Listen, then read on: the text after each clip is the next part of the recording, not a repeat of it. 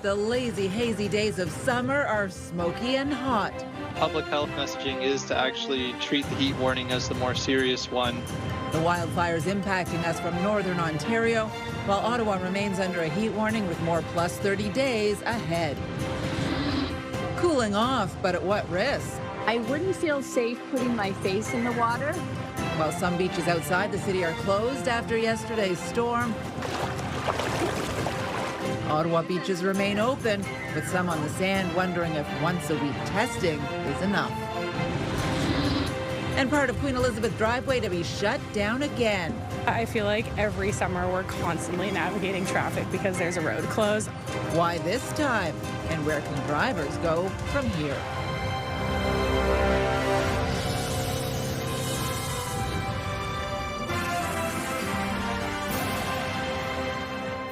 Good evening. We begin tonight with the double whammy of extreme weather hitting the capital. As the heat wave continues, a special air quality statement is now also in effect as wildfire smoke blankets the region, causing hazy conditions, making the air feel thick and heavy. This is a look at the fire forecast. You can see on the map the smoke moving in from northern Ontario and the prairies. It is expected to linger in the area until at least tomorrow. CTV's Kimberly Johnson joins us live in studio with more on this weather. Kimberly. Patricia, Environment Canada warns the smoke can cause symptoms like scratchy throat, headache, or cough. But when it's mixed with the heat warning, that can be an added complication for some people. As haze hangs over Ottawa, Véronique Beauchemin can't help but notice something's different. It's kind of blurry. The weather lately feels really heavy, like really wet and humid. An air quality statement is in effect as smoke from wildfires blankets the city. That's on top of the heat wave, a mixture Beauchemin is prepared to battle, but I have a pool, I have AC, I have a car with AC. Some people they cannot afford that, and it's really difficult for these people. Environment Canada warning Monday that poor air quality can lead to mild symptoms like eye, nose, and throat irritation, headaches, cough, and advises people to stay inside. But because the heat warning is also pushing temperatures high, Environment Canada says that if you have to prioritize one, stick to making sure you stay cool. The public health messaging is to actually treat the heat warning as the more serious one. So if that means you need to jump in a lake or a pool or something like this to keep cool, that's the recommendation from them. It's the more immediate health threat. Called up my friend and asked her what she was up to, and she was heading into the museum today, and I'm like, okay, what better way to beat the heat than go inside and look at some science? The hazy air and high humidex has this group moving to cool, clean air indoors at the Canada Science and Technology Museum. The air quality statement stretches across most of the province and into Quebec. The heat warning is expected to continue through the next few days. And this mom says she's happy to beat the heat inside. It keeps her busy, it tires her out. We get out of the heat, we're both comfortable. Environment Canada says the people most likely to be affected by degraded air quality include people over the age of 65, people with health conditions, those who are pregnant, as well as young children. Patricia? CTV's Kimberly Johnson live for us tonight. Thank you.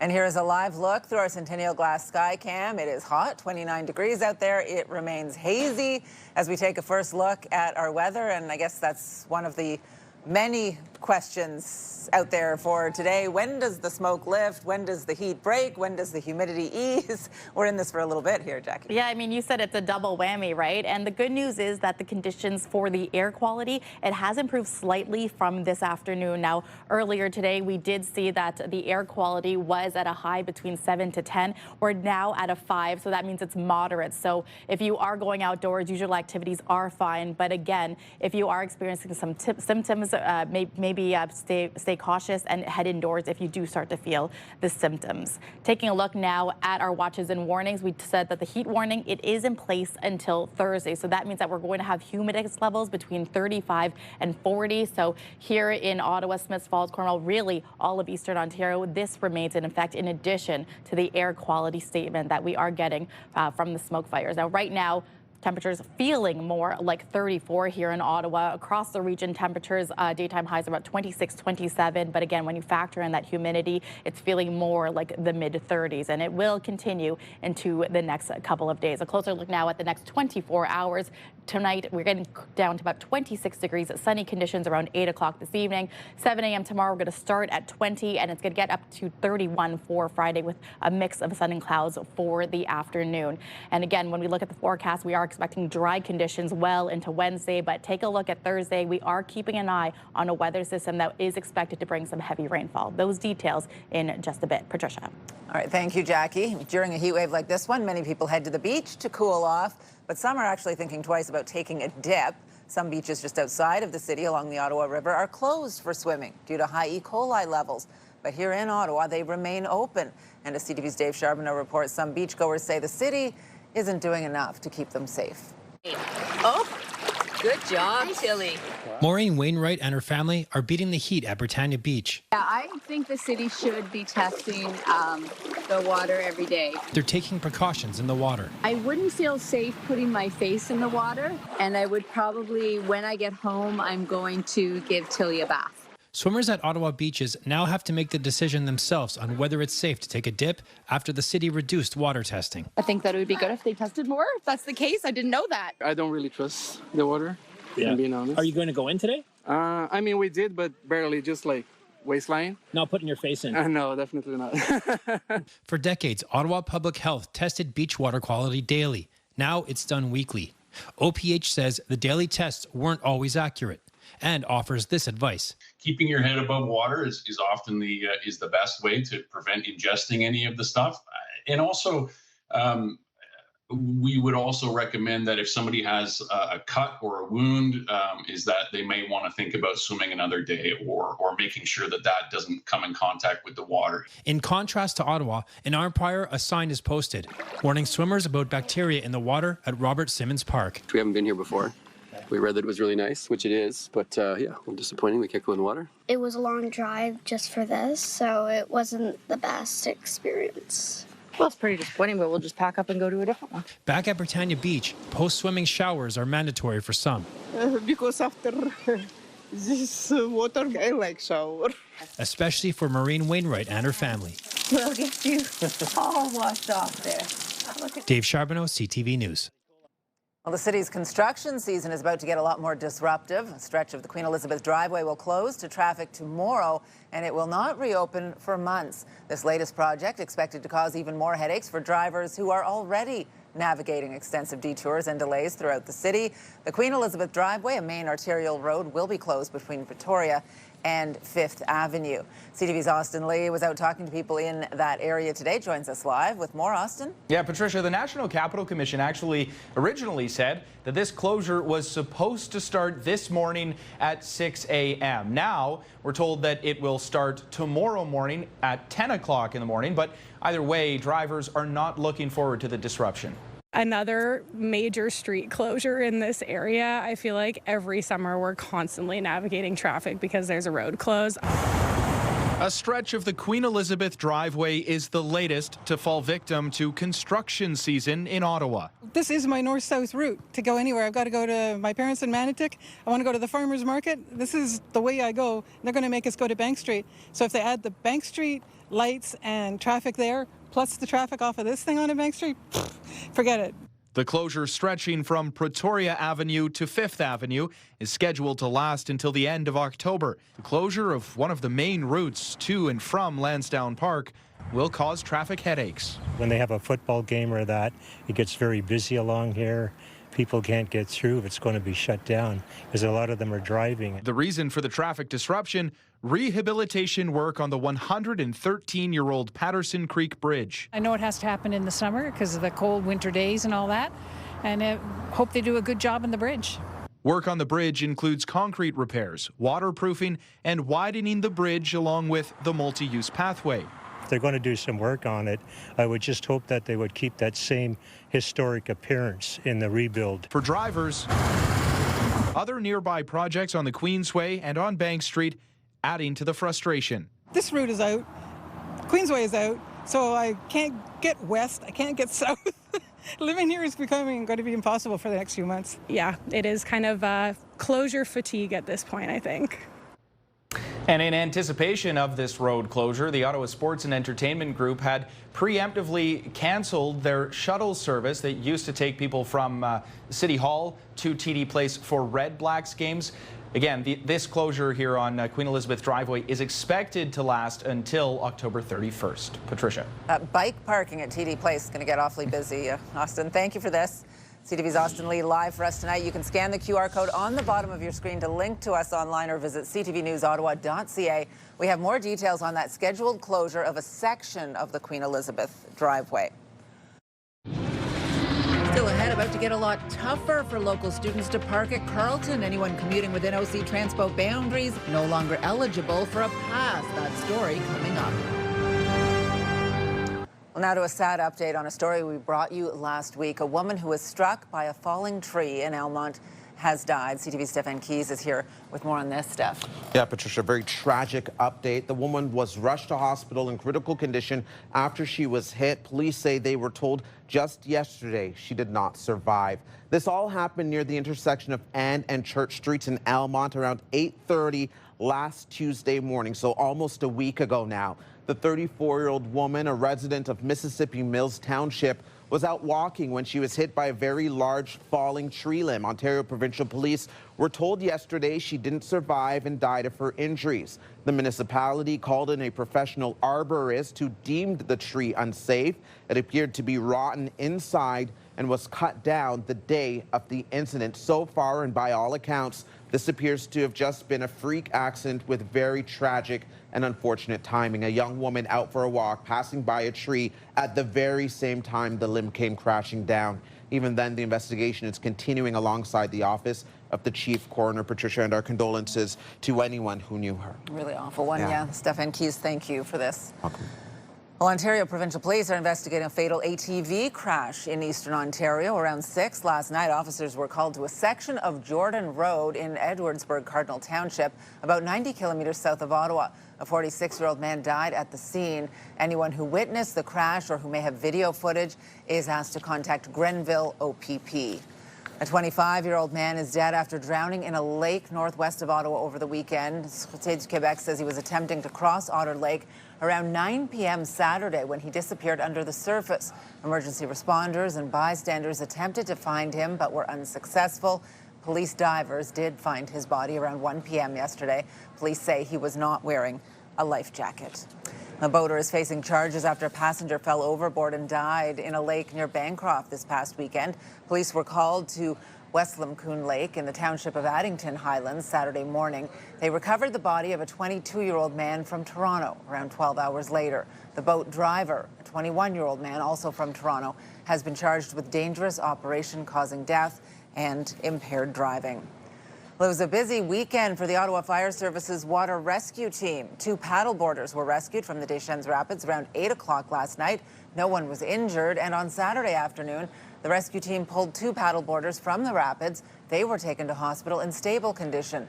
On Friday, another paddleboarder was rescued from the same area. Well, parents are fighting to save Algonquin College's special needs program after the college announced plans to phase it out next year due to recent financial struggles. CTV's Josh Morano reports. I was disappointed and upset. That was Brennan White's reaction, hearing his time at Algonquin College will be over after next year. Brennan does love going to the ad program. It increases his independence. Brennan is one of 73 students currently in the Academic Assistance for Adults with Developmental Disabilities program. It offers students the opportunity to continue their academic skills and build social skills within a college environment. That's the whole secret here, too, of continue to learn.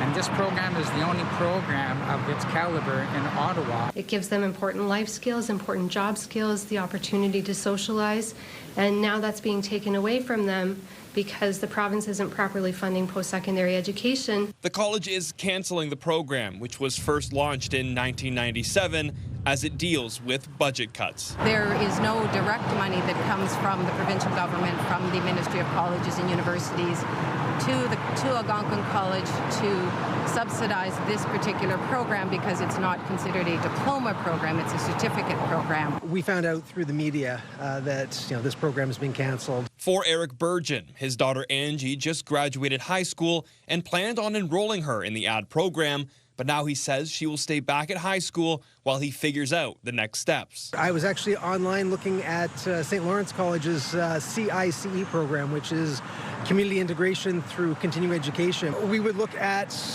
potentially moving her to Brockville when she's 21 to take part in that program. A town hall is being hosted on Thursday by MPP Chandra Pasma to rally support for the families affected, with a protest planned later this fall.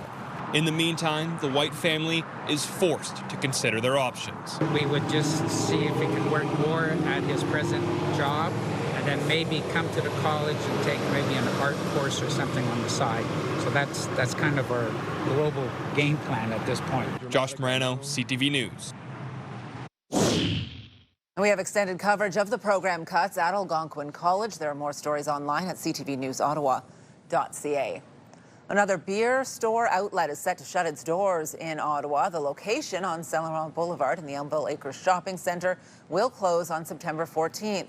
9 other stores across the province are also closing that day, including the location in Deep River along Highway 17. This follows the closure of several other locations in Ottawa after the province expanded alcohol sales. Well, the city is starting to search for a new head of OC Transpo. In June, Renee Amilcar announced that she was leaving the job, which pays over $350,000 a year. She's since been named the president and CEO of a new transportation infrastructure agency in Quebec. Her last day with OC Transpo is this Friday. Troy Charter, Director of Transit Service and Rail Operations, will serve as interim general manager until a replacement is found. Conservative leader Pierre Poilievre was in attack mode today, going after the Prime Minister for promises made about his financial assets and potential conflicts of interest. This comes after Mark Carney disclosed a fuller picture of his investments to the Ethics Commissioner. CTV's Judy Trinh reports. There is a cornucopia of conflicts of interest in these investments. The Conservative leader is raising concerns about the Prime Minister's business dealings in his past life. Before entering politics, Mark Carney sat on the boards of Brookfield Asset Management and Stripe, a credit card software company. He has millions of dollars of assets in the 2 companies, which he put in a blind trust. I comply with my responsibilities. I comply with the rules well in advance. New disclosures filed by Carney to the Ethics Commissioner revealed that Brookfield and Stripe own or control more than 100 other corporations, including clean energy businesses and real estate. The list of potential conflicts goes on and on. How can he possibly be involved in developing a budget when all the tax policies could impact on his investments directly or indirectly? The Commissioner's office says the Prime Minister's Chief of Staff, Marc-André Blanchard, and Privy Council Clerk, Michael Sabia, will be in charge of screening Carney's government decisions, which Carney says will prevent him from giving preferential treatment to any of the companies while he exercises his official powers and duties. As long as they're invested in businesses while they're in public office, their investments will taint every decision and cause them to make decisions in their own interests, even if they claim not to be doing that. Conservative leader Pierre Poilievre says the only way to ensure that the Prime Minister won't breach his ethical guidelines is for Mark Carney to sell all his assets, then hand over control of the funds to a trustee to invest. Judy Trinh, CTV News, Ottawa. I don't have enough time in my day to take a 2-hour bus ride each way to university. Well, coming up, busing to school or jumping on the LRT, soon to be the main option for university students as Carleton changes its parking policy. That story after the break. Jackie. Thanks, Patricia. The hot, humid conditions are expected to continue into the next several days. Tonight, overnight lows about 18 degrees. And then as we look to tomorrow, daytime highs of 32. But again, keep in mind that humidity, it will feel closer to 38 and 40. Live look now through our Centennial Glass Sky Cam. Where it is 29 degrees out there right now, and the hazy conditions really sticking around. We had some localized smoke earlier today, but it has since cleared, and later this evening we should expect clearer conditions. Ottawa is my home, and like many of you, I've always turned to CTV News for the latest local news. We cover the local stories that matter to you. Live, local, breaking CTV News with Patricia Bowl.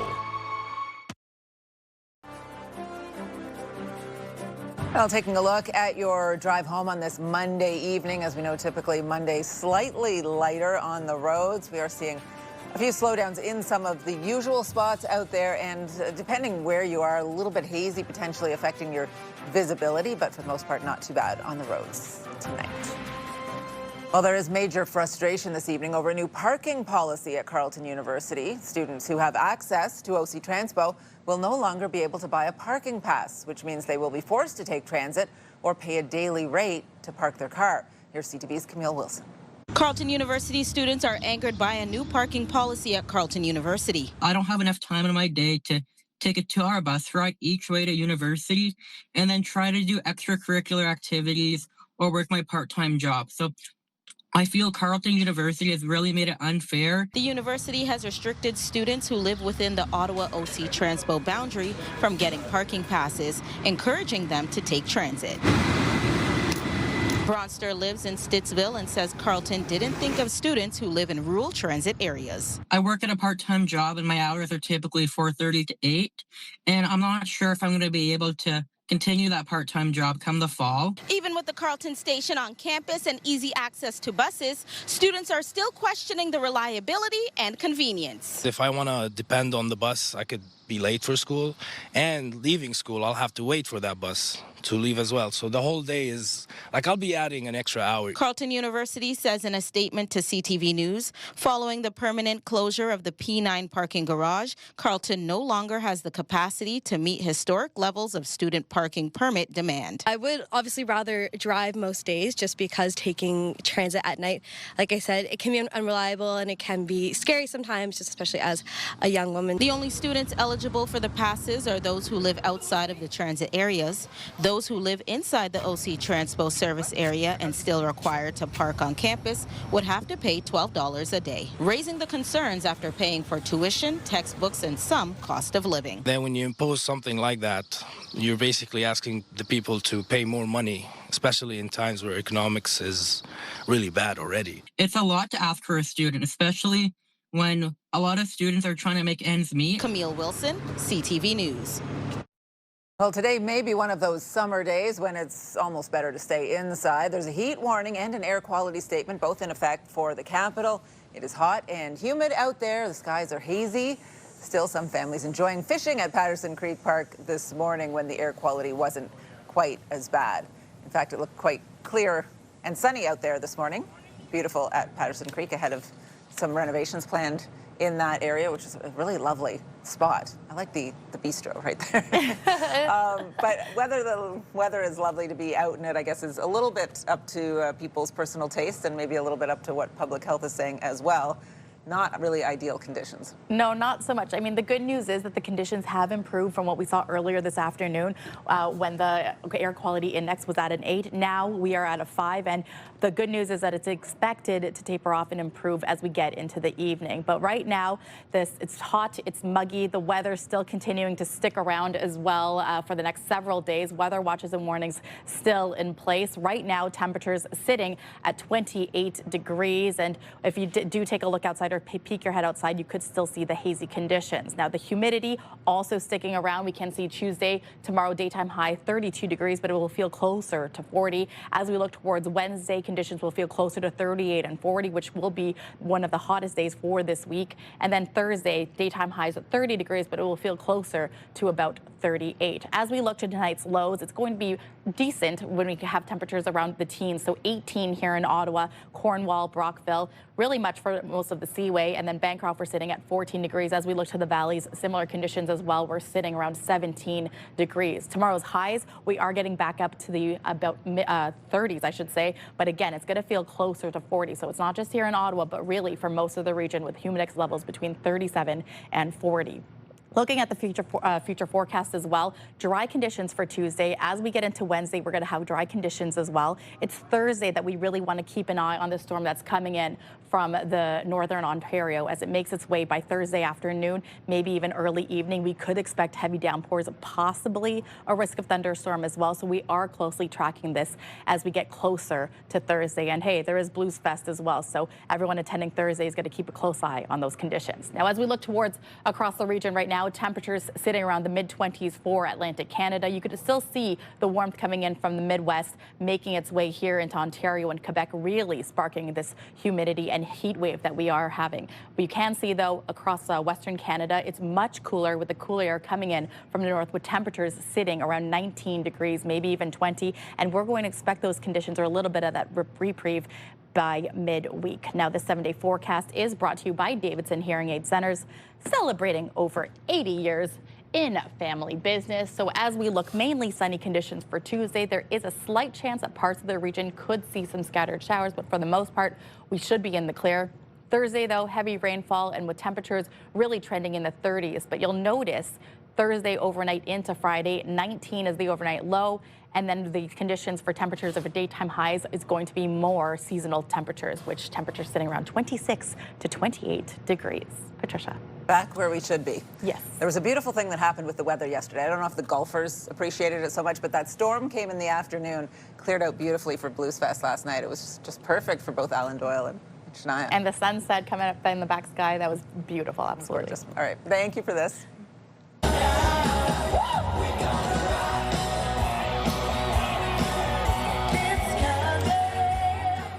And coming up, we're going to show you just how beautiful, a recap of Night 4 of Ottawa Blues Fest, and more on how the event is providing a boost to the local economy. Tonight, a disturbing health concern for Canadians. It's an entire societal issue that we need to take a look at and think about what that impact of the pandemic has been for everybody. Who's the most at risk after the country sees a spike in obesity linked to the pandemic? Later on CTV National News. Get the latest live local breaking news. Sign up now for our morning and evening CTV News Ottawa newsletter. The best local content from CTV News, CTV Morning Live, and News Talk 580 CFRA. Get it all in one place. Sign up now at ctvnewsottawa.ca. The CTV News Ottawa newsletter is brought to you in part by CAA Business.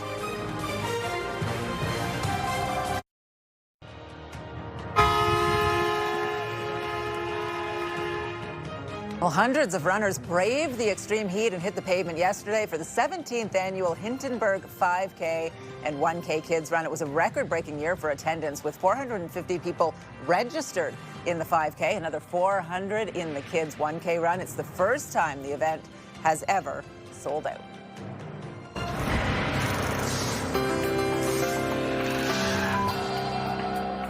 Well, in tonight's big picture, an unlikely friendship is turning heads at a wildlife sanctuary in Muskoka.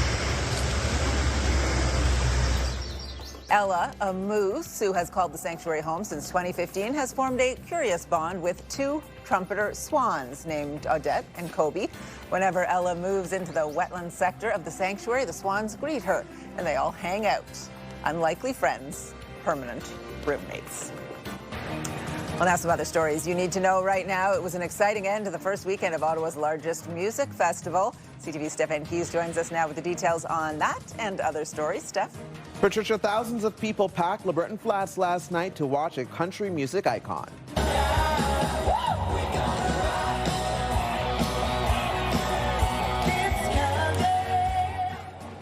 Shania Twain headlining Night 4 of Ottawa Blues Fest, performing her hits like Any Man of Mine and Man, I Feel Like a Woman. The festival is now on break for 2 days before resuming on Wednesday with headliner Def Leppard. Thursday is Sean Paul, and Green Day performs Friday. And this year's festival is providing a big boost to local businesses. The rush was like around 4 p.m. to like 9, 10 p.m. People just kept coming in. It was really crazy. We definitely have a lot of reservations before the artists go on. Maybe like late lunch, early dinner, a lot of families, everyone dresses up, it's really fun. Around 250,000 people are expected to attend the 10-day festival. Mayor Mark Sutcliffe says Blues Fest generates around $40 million for the local economy every single year. Uber is launching a new account for seniors to make getting around a little easier and more accessible for older adults. Uber says the senior account includes larger text and fewer buttons. It also allows people to easily store frequent destinations. The new account is being rolled out today across the country. I was always known as Justin Trudeau's son, right? Yeah. And that's something that I've been dealing with my entire life. And, you know, I want to become my own person. I want to create my own path. That was Ottawa rapper Xavier or Zav Trudeau alongside his friend and fellow rapper Taz Benty. The pair speaking with Rosietta earlier today on CTV Morning Live. They're set to play at the 27 Club on York Street on Friday. As you heard there, Zav is the son of former Prime Minister Justin Trudeau. He launched his music career earlier this year and says he has always loved playing and creating music. Hundreds of high school athletes from across the country were in Ottawa this weekend competing in the Canadian Track and Field League trials. The event took place at the Terry Fox Athletic Facility on Riverside Drive by Mooney's Bay, giving participants the opportunity to compete against other high-level athletes. The grade 11 and 12 winners will now get a chance to compete to secure a spot in the Canadian Track and Field League, which opens up the door to running on the Canadian national team, and we're wishing everyone luck. Yeah. What an opportunity for them, Patricia. Great opportunity, but the heat. Oh. It's been a long time since I've been on that Terry Fox track, but I feel like every high school meet, it was hot, just like it was this weekend. And the difference is we didn't drink water then. It was all like grape crush and and stuff. Not Gatorade? No Gatorade. All right, thank you, Steph. You're welcome. Coming up, we will speak with an Ottawa lawyer raising concerns about the information Ottawa police are and are not including in their news releases about crimes in this city.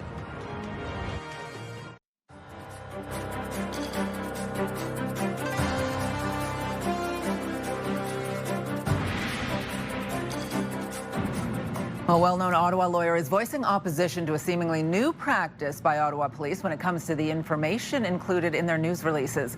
Lawrence Greenspan spoke to the Ottawa Citizen on this, arguing the police policy needs to be the same for all after police omitted a suspect's name in two separate releases sent to the media in June. And Lawrence Greenspan joins me now live here to take a closer look at this. So when this was brought to my attention initially, I said, oh, Lawrence Greenspan wants to make sure all the suspects are named. Thought that sounds odd that that's something that a defense lawyer is looking for. It's not that you want people named, it's that you want it to be the same for everyone across the board, and recently it doesn't appear to be. Exactly. I've been fighting since law school to try and ban the publication of the names of people charged with crimes. And in fact, I've taken it to court on a couple of occasions, and freedom of the press has prevailed over the presumption of innocence. And we know that when a person's name is published or broadcast, the presumption of innocence goes out the window. So I'm very much been a very strong, decades now, advocate for not publishing the names of accused person. But given that that is the policy to publish names of persons, it's certainly not within the powers of the Ottawa Police to determine which names they're going to publish and which names they're not going to publish, whose lives they're going to ruin and whose lives are going to remain anonymous. So that's where the difficulty is. Did you feel that it appeared as you were looking at the particular cases in which the suspects' names were omitted that there was maybe a bit of a pattern there, or a suggestion of a pattern? I mean, if this has only happened a couple of times, were you concerned that there were particular reasons why maybe they were choosing not to name the suspects in those cases? Well, we were given some indication that this would re-victimize the complainant. In other cases, we were told it would be harmful to the person who was charged. I mean, these things are true. And they're the reasons why I've been fighting against the publication of names of accused persons prior to a trial and if and when they're found guilty.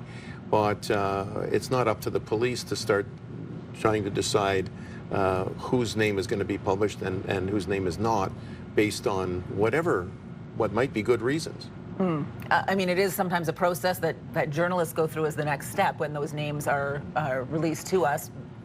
Is there a benefit in publishing the name or not. You mentioned the primary concern in this, that you feel the presumption of innocence has kind of gone out the window, and certainly we're in a social media age as well, where there's very little control over some of what is out there. Is that your concern, that as soon as someone is charged with a crime, for a lot of people in the public, that means they are guilty of that crime? It is very much the primary concern, and it's what I've argued unsuccessfully a couple of times now over the years, that in Canada, when a person is charged with something and their name comes out, they may as well be guilty, because they begin to suffer the consequences of being charged as if they were guilty. And that's a real problem. It's a problem in terms of the general public and the attitude towards other individuals being charged.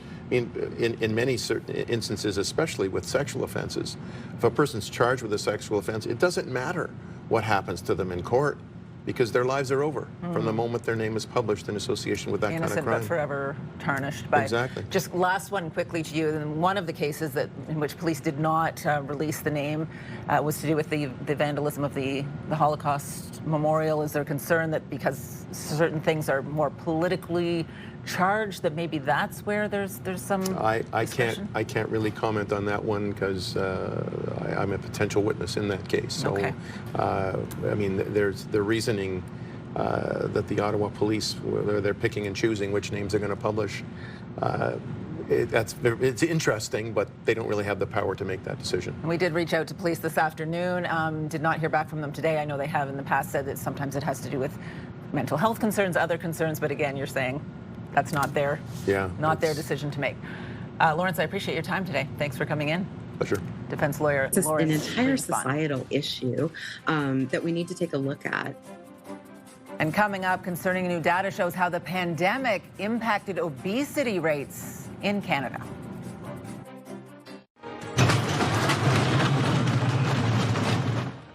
More than 5,000 people attending the historic Beachburg Fair near Renfrew this weekend, taking in everything from the midway rides to the carnival games and the livestock. There was also live music and a modified truck and tractor pull. The annual event is now in its 169th year. Well, it turns out the pandemic was not good for waistlines. A new study shows obesity rates, particularly among young adults, rose faster than any time in the previous decade. And that is raising concerns about the potential long-term health impacts. Here's CTV's John Venevali-Rao. During COVID, as lockdowns took hold, this was Ontario's premier offering up his famous cheesecake recipe at a time when plenty of people were turning to comfort foods to help them get through the stresses of the pandemic. Stay safe, stay healthy. But the pandemic's disruptions to daily life appear to have taken a serious toll on waistlines, with obesity rates growing faster than they had in the previous decade. It's an entire societal issue that we need to take a look at and think about what that impact of the pandemic has been for everybody. The study, led by researchers at McMaster, analyzed data over 15 years from nearly 750,000 adults and was based on the body mass index. It found obesity rates went from 25% in 2009 to nearly 33% by 2023, with the rate of increase doubling during the pandemic to roughly 1 percentage point each year. Especially for young people and for women, the rates of obesity rose at a much higher rate than for other groups during the pandemic. Obesity can bring with it a higher risk of serious health issues, such as type 2 diabetes and certain kinds of cancer. It's not certain exactly why the rates increased. At the time, schools, gyms, and workplaces closed. Everybody has to have Chips Ahoy. And people did spend a lot more time at home, near to their kitchen. Why would people have more of an intake? Maybe because of the isolation, maybe because of depression. So all these challenges could have led to greater amounts of calories going in. The study authors suggest the stress of job loss or added responsibilities for caregiving may have also played a role, and they think it's something that deserves more research. John Venevali-Rao, CTV News, Toronto. Rising precious metals shares helped to lift Canada's benchmark stock index to a new record high today. BNN Bloomberg's Andrew Bell has the details. Hello there.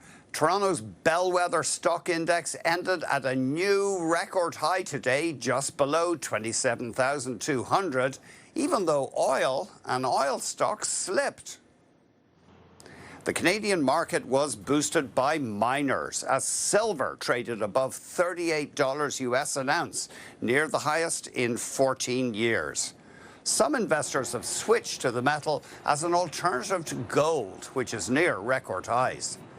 Stocks edged higher on Wall Street after US President Donald Trump indicated that he's open to trade negotiations.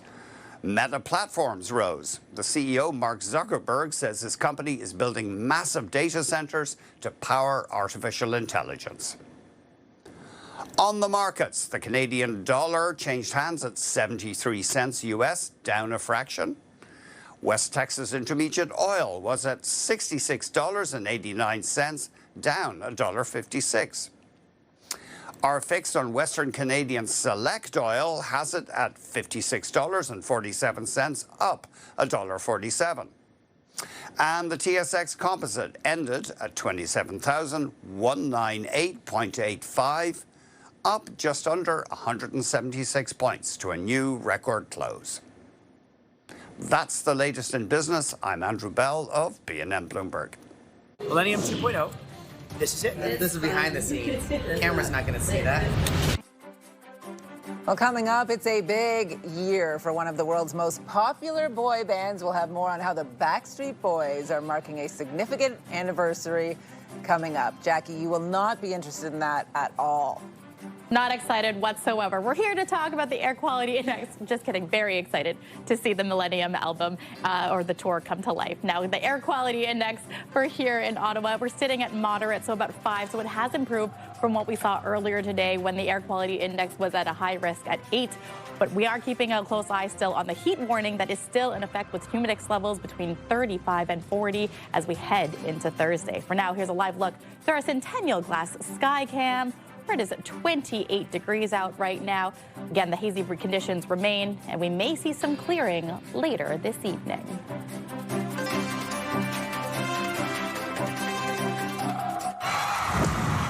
The National Capital Region is jam-packed with incredible experiences you don't want to miss. Hey, I'm Sanaya Taylor, your iHeartRadio Weekender, powered by Barhaven Ford. Get the inside scoop on all the biggest and best events every Thursday, Friday, and Saturday on CTV, Move 100, Pure Country 94, TSN 1200, and News Talk 580 CFRA. iHeartRadio Weekenders is powered by Barhaven Ford, the #1 Ford EV dealer in Ontario. Tuesday on CTV Morning Live, Ottawa Public Health drops by to give us an important lesson, how to properly use naloxone on someone in crisis. Plus, a group of local girls back from a national youth chess tournament. We introduce you to them on Tuesday morning show. Wake up the right way at CTV Morning Live. Hairstyles, courtesy of Salon Fiorella. Here's what's on CTV tonight. E-Talk, The Big Bang Theory, American Ninja Warrior, and The Rookie. Here's a recap of the top stories we are following right now. The public health messaging is to actually treat the heat warning as the more serious one. 2 weather alerts now in effect in the capital as the heat wave continues and wildfire smoke blankets the region. I wouldn't feel safe putting my face in the water. Beachgoers hoping to beat the heat, raising concerns about water quality, with some beaches just outside of the city closed due to high levels of E. coli after recent heavy rainfall. Queensway is out, so I can't get west, I can't get south. Living here is going to be impossible for the next few months. Well, another major disruption during construction season. A section of the Queen Elizabeth driveway set to close to traffic tomorrow until the end of October.